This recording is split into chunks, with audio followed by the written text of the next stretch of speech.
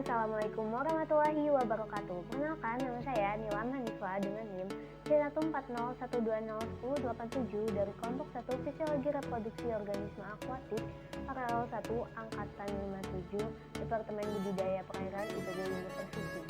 Jadi di video kali ini saya akan menjelaskan materi dari pertemuan pertama hingga pertemuan terakhir di mata kuliah praktikum Fisiologi Reproduksi dan Organisme Akuatik. Untuk itu yuk langsung aja disimak videonya. Ya, jadi ikan yang saya pilih untuk materi di video kali ini yaitu ikan gurame atau dengan izin Australianus gurame. Nah, materi awal yang akan saya jelaskan yaitu tentang ciri reproduksi. Ciri reproduksi dapat dibagi menjadi dua, yaitu ciri seksual sekunder dan ciri seksual primer. Ciri seksual primer adalah ciri yang berhubungan langsung dengan aktivitas reproduksi. Contohnya yaitu dapat dilihat dari gonad dan organ reproduksinya. Sedangkan ciri seksual sekunder dapat dilihat dari luar atau dari fisik, terbagi menjadi dimorfisme dan dikromatisme.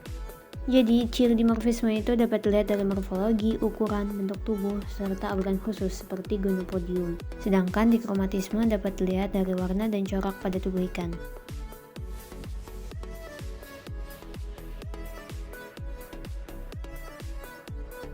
Gurame jantan memiliki dahi yang menonjol dan bibir tebal dibandingkan betina. Pangkal sirip perut pada jantan terlihat terang dan betina terlihat gelap. Perut ikan gurame jantan terlihat lebih ramping daripada betina, di mana perut betina lebih besar dan lebih melingkar. Dan ekor jantan terlihat datar, sedangkan ekor betina terlihat lebih membulat, menurut Solarto et al. Tahun 2016. Materi selanjutnya yaitu organ reproduksi ikan. Reproduksi ikan menggunakan kelenjar kelamin atau yang biasa disebut dengan gonad. Gonad jantan yaitu testis. Testis adalah sepasang organ memanjang yang terletak pada dinding dorsal dan berfungsi sebagai tempat pembentukan sel spermatozoa. Gambar testis dapat dilihat di gambar yang atas. Sedangkan gambar yang di bawah yaitu gonad pada betina atau ovarium. Ovarium merupakan sepasang organ yang fungsinya sebagai tempat untuk membuat telur. Ikan gurame melakukan reproduksi secara eksternal, di mana jantan dan betina akan saling mendekat satu sama lain, kemudian betina akan mengeluarkan telur. Lalu jantan akan mengeluarkan spermanya dan akan bercampur dengan telur. Selanjutnya akan terjadi pembuahan. Materi selanjutnya yaitu perkembangan gonad. Jadi apa itu gonad? Gonad adalah organ reproduksi ikan yang berada di samping kiri dan kanan gelembung renang, di bawah vertebrae dan di atas saluran pencernaan, menurut Agus Riana tahun 2014. Perkembangan gonad ikan berada di bawah kontrol poros hipotalamus hipofisis gonad yang dipengaruhi oleh sinyal lingkungan, sistem hormon, dan organ reproduksi. Pengertian dari TKG yaitu adalah tahapan-tahapan tertentu perkembangan gonad sebelum dan sesudah memijah, menurut Agus Riana tahun 2014. TKG berbanding lurus dengan pertumbuhan indeks kematangan gonad, yang berarti semakin tinggi nilai TKG maka akan semakin tinggi pula IKG-nya. Cara mengukur tingkat kematangan gonad yaitu dapat dilakukan pengamatan morfologi dan histologi. Menurut Avan tahun 2021, pengamatan morfologi dapat dilakukan di lapangan dan di laboratorium, sedangkan pengamatan histologi dapat dilakukan secara mikroskopik dengan memperhatikan struktur jaringannya, menurut Tan dan Zin tahun 2014. Ya, gambar ini merupakan hasil pengamatan struktur morfologi dan histologi gonad ikan gurame coklat. Terlihat pada gambar, gonad ikan gurame memiliki ukuran dan warna gonad yang berbeda-beda sesuai dengan tingkat kematangannya dan sesuai dengan perlakuan ODF yang diberikan. Ya, berikut merupakan faktor-faktor yang dapat mempengaruhi tingkat kematangan gonad ikan menurut Saputra et al. Tahun 2019. Materi selanjutnya yaitu fekunitas dan diameter telur. Fekunitas merupakan jumlah telur ikan yang akan dikeluarkan pada saat ikan melakukan pemijahan, menurut Aulia dan Oli tahun 2018. Jumlah fekunitas yang telah diketahui dapat digunakan untuk memprediksi jumlah larva ikan yang akan dihasilkan. Penentuan fekunitas dilakukan dengan mengambil ovari ikan betina gonad yang telah mencapai TKG 3, 4, dan 5. Faktor yang dapat mempengaruhi fekunitas diantaranya dapat tersediaan pakan, ukuran, panjang, dan bobot ikan, serta faktor lingkungan, menurut Setia Ningrum dan Wibowo tahun 2016. Rumus fekunitas ikan yaitu berat gonad total dibagi berat gonad contoh dikali jumlah telur contoh.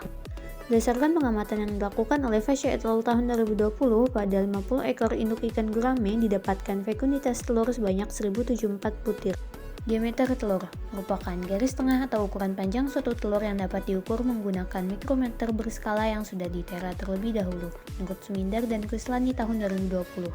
Berdasarkan penelitian yang dilakukan oleh Radona dan Navikoh tahun 2014, didapatkan ukuran diameter telur ikan gurame sekitar 2,2 mm.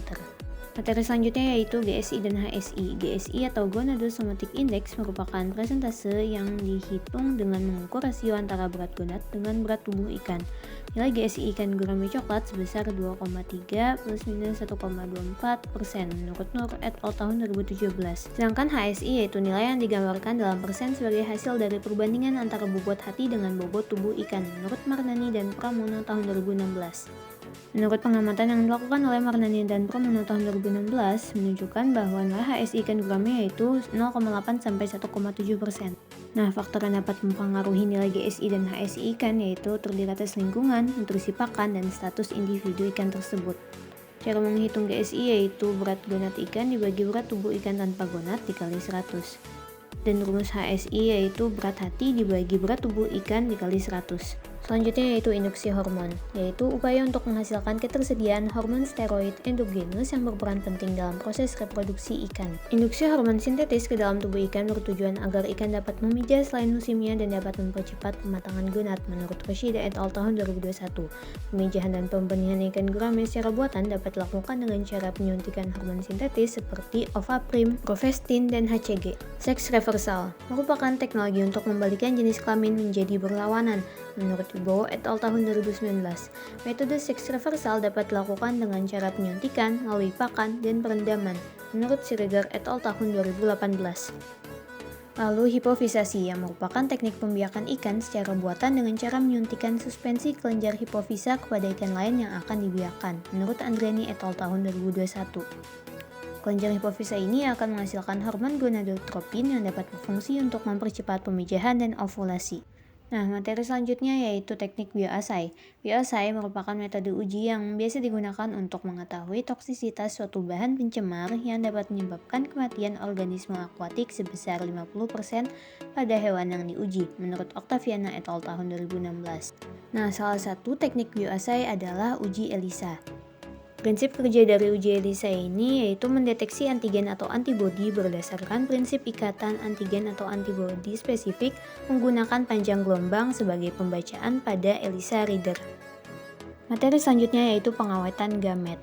Salah satu metode pengawetan gamet yaitu preservasi sperma. Preservasi sperma merupakan metode pengawetan sperma agar sperma dapat bertahan dalam jangka waktu yang lama sehingga sperma dapat digunakan saat diperlukan.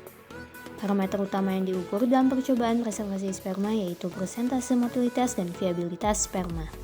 Nah, proses preservasi sperma yaitu diawali dengan koleksi sperma, lalu penilaian mikroskopis kualitas sperma awal, pengenceran dengan larutan pengencer atau larutan extender, dan penambahan bahan pelindung krioprotektan.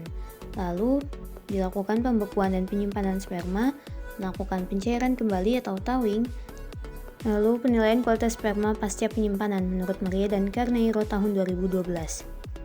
Ya, cukup sekian penjelasan dari saya. Kurang lebihnya mohon maaf. Wassalamualaikum warahmatullahi wabarakatuh. Sampai jumpa.